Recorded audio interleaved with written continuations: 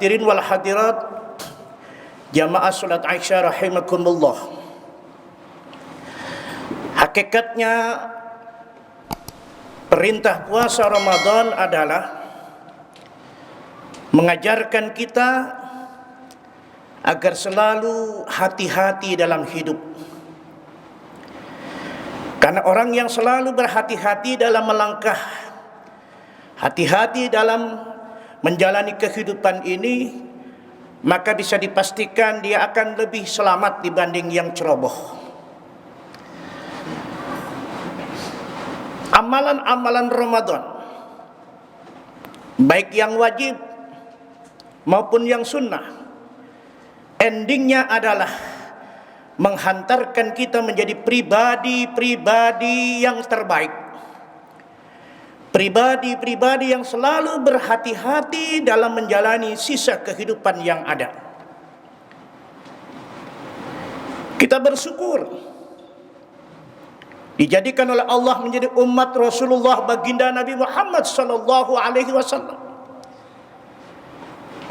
Umat Nabi Muhammad beda dengan umat-umat sebelumnya. Fasilitas yang Allah berikan kepada umat Nabi Muhammad beda dengan umat-umat terdahulu. Salah satunya Ramadan diciptakan sebagai fasilitas yang Allah berikan kepada umat Nabi Muhammad, dengan kelipatan-kelipatan pahala yang Allah berikan kepada kita. Kullu amal ibn Adam mudha'af. Setiap pekerjaan yang dilakukan oleh manusia di bulan Ramadan ini dilipat gandakan. Wal hasanatu bi asri amsalha.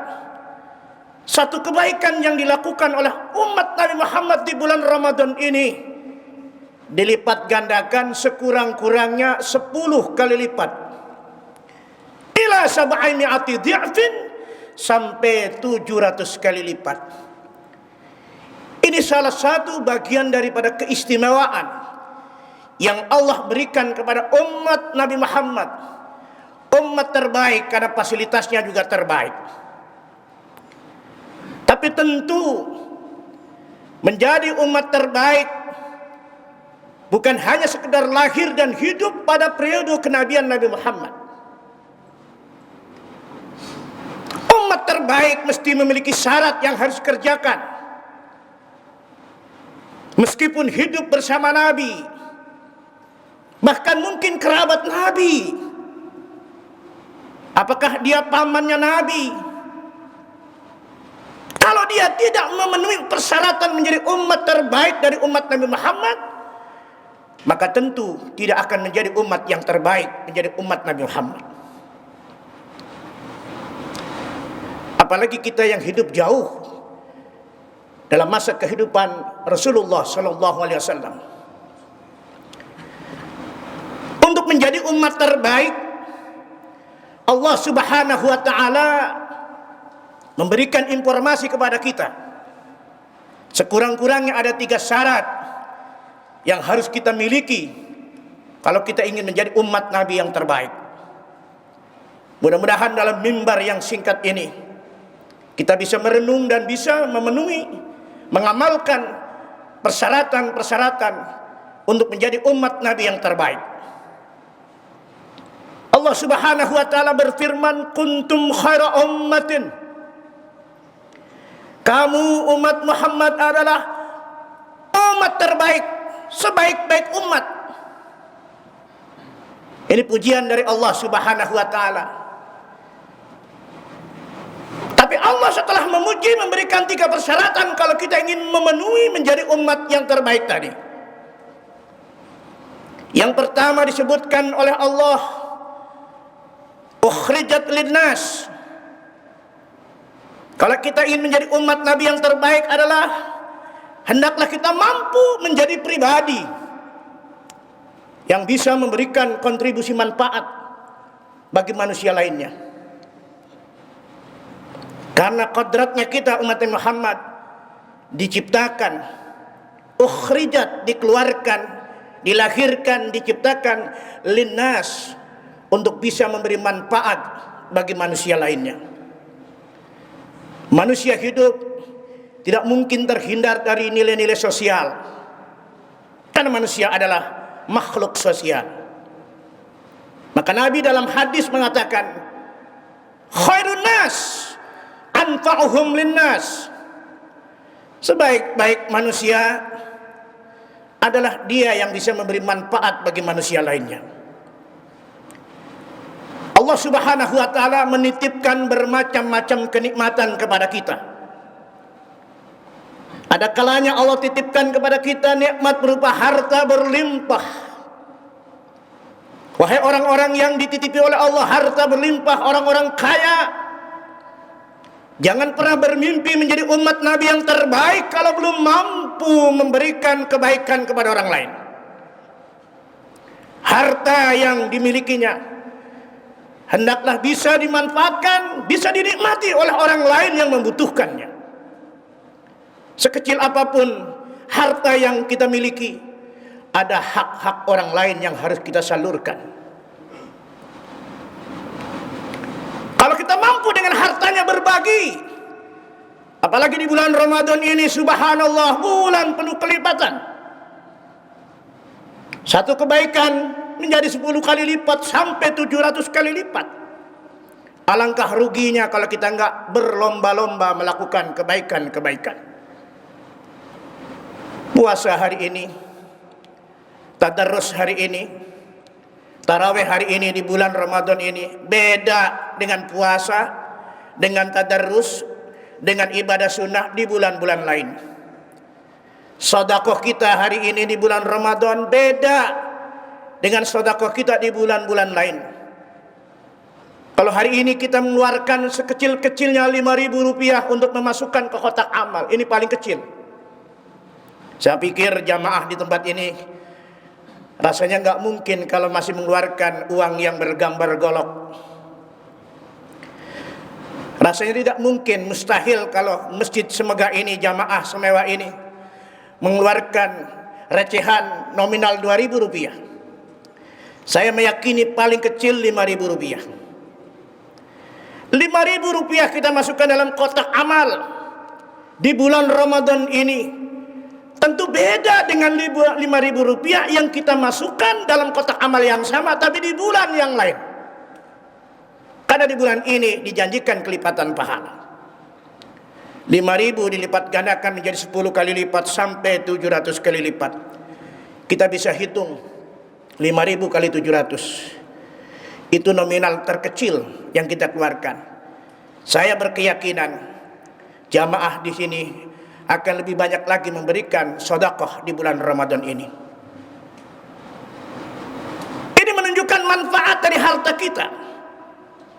Kalau kita sudah mampu memberikan manfaat pada orang lain dari kekayaan harta kita, maka pastikan kita sudah memenuhi syarat pertama menjadi umat terbaik sebagai orang kaya yang dermawan, yang gemar bersedekah. Pastikan karena kekayaannya bermanfaat bagi orang lain. Anfa'hum linnas. Ada kalanya juga kita dititipi oleh Allah amanah berupa ilmu. Maka ilmu yang kita miliki hendaklah mampu memberikan teladan, menerangi, membimbing umat. Bukan ilmu yang menyesatkan umat. Kalau ilmu kita mampu memberikan keteladanan, bimbingan, pencerahan kepada umat menjadi umat yang terbaik, melakukan amaliyah baik, maka pastikan ilmu yang Allah titipkan kepada kita adalah ilmu yang bisa dibanggakan menjadi seorang alim yang terbaik dari umat Rasulullah Sallallahu Alaihi Wasallam. Lain daripada itu, ada kalanya Allah titipkan kepada kita pangkat, jabatan, dan kekuasaan. Semua yang Allah titipkan ada pertanggungjawabannya. Jangan dikira akan dilepas begitu saja. Pangkat jabatan yang kita miliki pasti akan Allah tanyakan nanti di hari akhirat. Kalau kita punya pangkat jabatan kekuasaan, hendaklah mampu mengayomi, melindungi, mensejahterakan siapapun yang kita atur, yang kita pimpin. Jadi RT hendaklah mampu mengayomi, melindungi, memberikan keadilan kepada warganya. Demikian jadi lurah, jadi camat, jadi gubernur, jadi wali kota, jadi gubernur, jadi presiden sekalipun. Semua akan diminta pertanggungjawaban di hadapan Allah.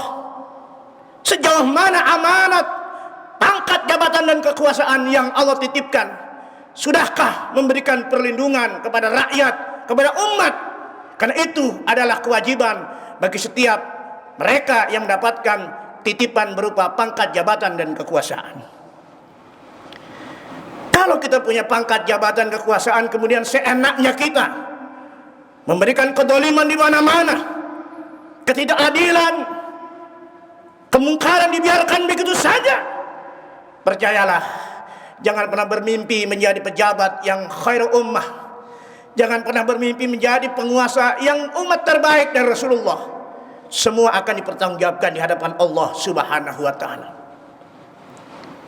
Ini harus kita camkan bersama. Menjadi pemimpin rumah tangga, jangan pernah bermimpi menjadi pemimpin rumah tangga terbaik dari umat Rasulullah kalau kita tidak mampu menjadikan diri kita saleh dan menularkan kesalehannya kepada apa yang ada dalam rumah tangga. Anaknya, istrinya, pembantunya, bahkan di sekitar rumah kita, bahkan lebih luas dari itu. Karena itu ada tanggung jawab setiap pribadi kita memberikan kontribusi manfaat bagi manusia lainnya. Itulah syarat kedua, syarat utama. Yang pertama yang disampaikan oleh Allah agar kita menjadi umat terbaik dari umat Rasulullah Shallallahu Alaihi Wasallam. Kemudian yang kedua, ternyata menjadi umat terbaik dari umat Rasulullah tidak cukup hanya mampu memberikan manfaat dari apa yang kita miliki kepada orang lain. Yang kedua, Allah pesankan kalau kita ingin menjadi umat Nabi terbaik, harus tetap istiqamah menegakkan amar ma'ruf nahi munkar. Ta'muruna bil ma'ruf wa tanhauna 'anil munkar. Jangan pernah bermimpi menjadi umat terbaik dari umat Rasulullah kalau kita biarkan segala kemakrufan tidak dijalankan, tidak mengajak orang lain berbuat ma'ruf, kemungkaran dibiarkan, tidak pernah kita cegah. Bahkan ada upaya orang-orang yang mencegah kemungkaran dibasmi habis-habisan. Setiap kali ada orang yang punya kepedulian mencegah kemungkaran, di bumi hanguskan. Sebagaimana potret yang kita lihat di negeri ini, kita harus akui ini fakta bukan fitnah, bahwa simbol-simbol penegakan amar ma'ruf nahi munkar tiap hari selalu dimusnahkan. Bahkan organisasi-organisasi yang gencar menegakkan amar ma'ruf nahi munkar diberangus habis-habisan. Ini fakta. Seakan-akan ada ancaman-ancaman secara mental agar umat Islam supaya diam, tidak perlu ikut campur dalam mengenai penegakan amar ma'ruf nahi munkar. Padahal sama sekali tidak. Umat Islam mesti tetap menegakkan amar ma'ruf nahi munkar. Dan ajakan amar ma'ruf nahi munkar bukan ajakan organisasi, bukan seruan partai, bukan seruan aliran. Amar ma'ruf nahi munkar adalah ajakan dan seruan Al-Quran. Selama Al-Quran masih eksis di muka bumi ini, wallahi billahi, setiap pribadi muslim, muslimah mesti punya kewajiban untuk amar ma'ruf nahi munkar kalau kita ingin menjadi umat Nabi yang terbaik. Jangan pernah bermimpi kalau kita membiarkan kemungkaran merajalela di mana-mana, kema'rufan tidak tumbuh di sekitar kita, kemudian kita diam saja. Jangan pernah bermimpi menjadi umat Nabi yang terbaik. Semua akan ditanya di hadapan Allah Subhanahu wa ta'ala. Nabi mengisyaratkan kalau kamu melihat kemungkaran, kalau punya kekuasaan, punya pangkat jabatan, cegah kemungkaran itu dengan pangkat kekuasaan yang kita miliki. Kalau nggak punya pangkat jabatan kekuasaan, kita hanya mampu mengatakan dengan lisan kita, cegah kemungkaran. Gak mampu dengan lisan kita, paling tidak hati kita selalu bergumam dengan doa agar kemungkaran bisa enyah di muka bumi ini. Itulah selemah-lemah iman kita. Mencegah kemungkaran dengan doa kita dianggap bagian yang paling terlemah dari upaya kita. Artinya, sekali lagi, jangan pernah menegakkan amar ma'ruf nahi mungkar dengan motivasi karena partai, karena aliran, karena organisasi. Kalau hari ini kita jujur mengatakan FPI sudah tidak ada, jangan pernah kita menegakkan amar ma'ruf nahi mungkar karena FPI. FPI itu cuma wadah, sarana saja. Intinya kita amar ma'ruf nahi mungkar karena Allah. Memang seruan Allah dalam Al-Quran. Mau ada FPI, mau ada HTI, mau ada organisasi lain, mau tidak ada, tetap kita amar ma'ruf nahi mungkar. Jangan pernah mengalah dan takut mundur selangkah. Sepanjang kita menjadi pribadi muslim yang bertanggung jawab keberadaan dari umat manusia yang ada di muka bumi ini, maka tentu amar ma'ruf nahi mungkar harus kita tegakkan. Ini syarat kedua untuk menjadi umat Nabi yang terbaik. Kemudian syarat yang ketiga, wa tu'minuna billah. Semua yang kita lakukan memberi manfaat pada orang lain dengan amal soleh kita.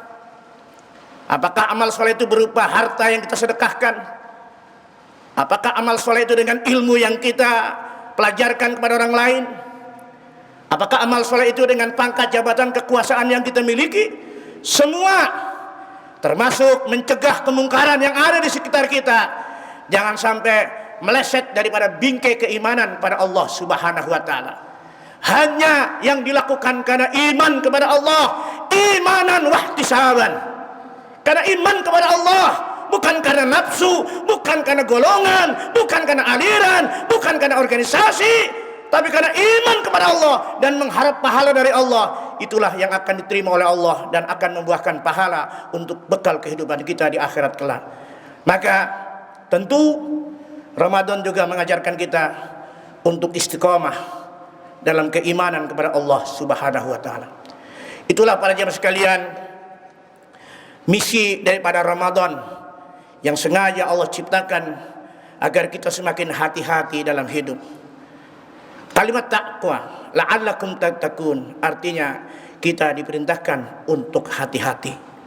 Mudah-mudahan 5 hari puasa Ramadan yang kita lakukan dan dirangkai dengan ibadah-ibadah sunnah lain, baik tadarrus Al-Qur'annya, sedekahnya, salat tarawihnya dan lain sebagainya, akan mampu mendorong diri kita menjadi pribadi yang senantiasa tunduk taat kepada aturan Allah Subhanahu wa Ta'ala, selalu berhati-hati menggunakan sisa umur yang ada.